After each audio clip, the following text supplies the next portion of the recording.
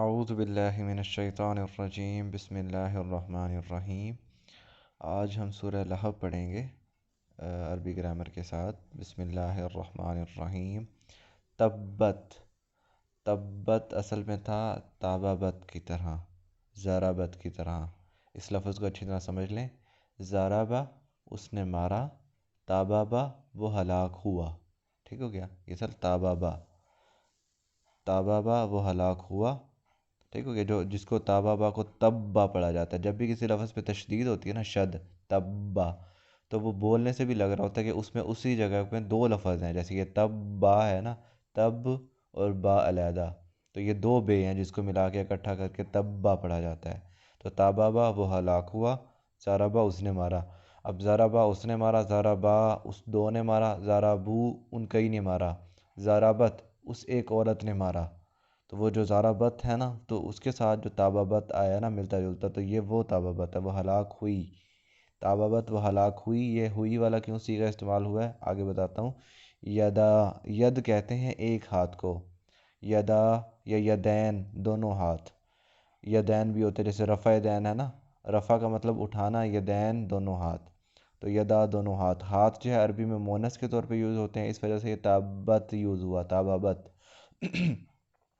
تبت یدا ہلاک ہو گئے دونوں ہاتھ، ابی لہب، ابی، ابی کا مطلب وہی ابو لہب، ابو لہب کے یا ابی لہب کے، وتب اور وہ برباد ہو گیا، وتب اور تابابا وہ ہلاک ہو گیا، دونوں ہاتھ بھی ہلاک ہو گئے ابو لہب کے، و اور تابابا، تبا بھی تابابا تھا وہ ہلاک ہو گیا۔ کٹ گئے دونوں ہاتھ ابو لہب کے اور وہ ہلاک ہو گیا، کٹ گئے ہاتھ بھی کر سکتے ہیں، ہلاک ہو گئے ہاتھ بھی کہہ سکتے ہیں، اور وہ ہلاک ہو گیا، وہ برباد ہو گیا۔ ما کا مطلب ہے نہیں۔ اغنا، اغنا تھا اصل میں اغنایا، جیسے اخرجہ کی طرح باب افعال سے، اغنایا، اخرجہ اس نے نکالا، اغنایا وہ غنی ہوا۔ ما کا مطلب نہیں۔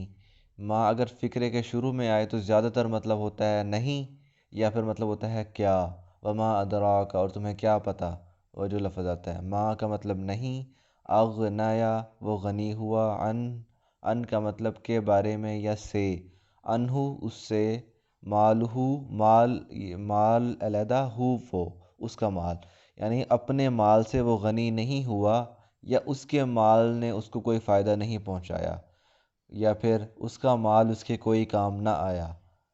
ما اغنا انہو مالہو نہیں کوئی فائدہ ہوا اسے اس کے مال سے، مالہو اس کے مال سے۔ وا کا مطلب اور، ما وہ جو، کاسابہ اس نے کمایا۔ یہاں پہ ما کا مطلب وہ جو ہے، کیونکہ یہ فقرے کے درمیان میں آ رہا ہے۔ کاسابہ زارابہ کی طرح، زارابہ اس نے مارا، کاسابہ اس نے کمایا، تو جو اس نے کمایا اور اس کا مال اس کے کسی کام نہ آیا۔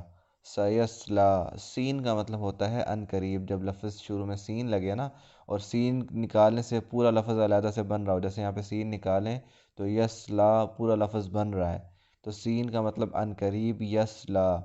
سالایا وہ داخل ہوا، یسلایو وہ داخل ہوتا ہے یا وہ ہوگا۔ یہ دیکھیں، سالایا وہ داخل ہوا، یسلایو وہ داخل ہوتا ہے یا ہوگا، جس کو یسلا پڑھا جاتا ہے۔ سیسلا ان قریب وہ داخل ہوگا، نارن آگ میں، یہاں پہ وہ فیوچر والا مطلب آئے گا، وہ داخل ہوتا ہے یا ہوگا میں سے ہوگا والا، تو ان قریب وہ داخل ہوگا نارن آگ میں، ذات لہب لہب کی ذات، تو ان قریب لہب کی ذات آگ میں داخل ہوگی۔ وا کا مطلب اور اس کے ساتھ، امرأتہ مرء کہتے ہیں بندے کو، یوم ینظر المرء جس دن دیکھ لے گا ہر بندہ، اس کی مؤنث ہوتی ہے امرأت، ٹھیک ہو گیا، امرأت عورت، ہو اس کی عورت یعنی اس کی بیوی بھی، وامرأتہ اور اس کی بیوی بھی، ہو وہی بتایا نا میں نے، ہو ہما ہم ہا ہما ہننا یہ آبجیکٹیو پروناؤن ہے جو بعد میں یوز ہوتے ہیں، ہوا ہما ہم سبجیکٹیو جو شروع میں یوز ہوتے ہیں۔ وامرأتہ اور اس کی بیوی بھی، حمالتا، حاملہ اس نے بوجھ اٹھایا، حامل بوجھ اٹھانے والا، حاملہ بوجھ اٹھانے والی، پریگننٹ وومن کو حاملہ کہا جاتا ہے نا، کیونکہ وہ بوجھ اٹھانے والی ہوتی ہے، حاملہ بوجھ اٹھانے والی۔ اس کا صیغہ مبالغہ حمالہ بہت زیادہ بوجھ اٹھانے والی۔ حمالتا بہت زیادہ بوجھ اٹھانے والی، الحطب، حطب کا مطلب ہوتا ہے لکڑیاں نارملی، لیکن یہاں پہ مراد ہوگا گناہوں کا بوجھ اپنا اٹھانے والی، اور اس کی بیوی بھی جو گناہوں کا بوجھ اٹھانے والی ہے، بہت زیادہ بوجھ اٹھانے والی۔ فی کا مطلب میں، جیدی، جید کہتے ہیں گردن کو، ہا اس کی، ہو ہما ہم، ہا ہما ہننا، ہو وہ ایک بندے کی جگہ پہ، ہا اس ایک عورت کی جگہ پہ یوز ہوتا ہے۔ یہ جو آپ نے لکھے ہوں گے نا سبجیکٹیو آبجیکٹو پروناؤن، ان کو سامنے نوٹس کو سامنے رکھ کے بیٹھا کریں تاکہ آپ کو یہ سمجھ میں آنا شروع ہو جائے۔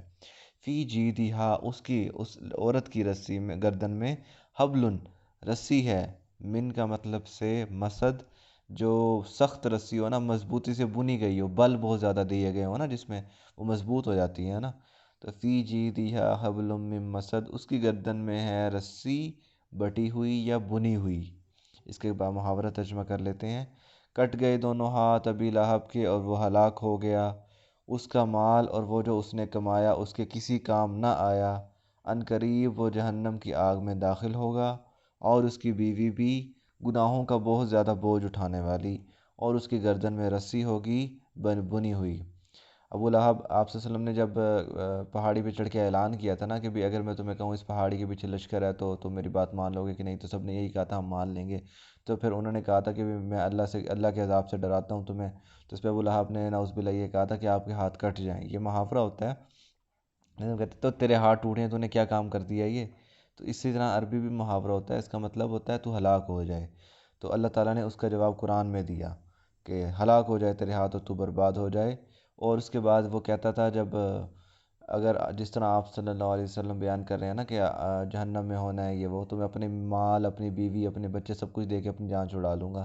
تو اللہ تعالیٰ وہی بتا رہے ہیں کہ اس کا مال اس کے کسی کام نہ آیا، اور وہ جو اس نے کمایا وہ سارا کچھ کسی کام نہ آیا، اور عنقریب وہ آگ میں داخل ہوگا، اور اس کی بیوی بھی ام جمیل، دونوں مل کے آپ صلی اللہ علیہ وسلم کو بہت زیادہ تنگ کیا کرتے تھے، اور اگینسٹ آپ صلی اللہ علیہ وسلم کے بہت خلاف تھے۔ جہاں جہاں بھی آپ صلی اللہ علیہ وسلم جاتے ابو لہب ساتھ ساتھ جاتا تھا، اور جو جو بھی آپ صلی اللہ علیہ وسلم تبلیغ کرتے تھے تو وہ یہ کہتا تھا یہ جھوٹ بول رہا ہے، یہ ہے وہ ہے، اور ساتھ اس کی بیوی بھی گھروں میں بھی ایسا کرتی تھی، چغلیاں کرتی پھرتی تھی۔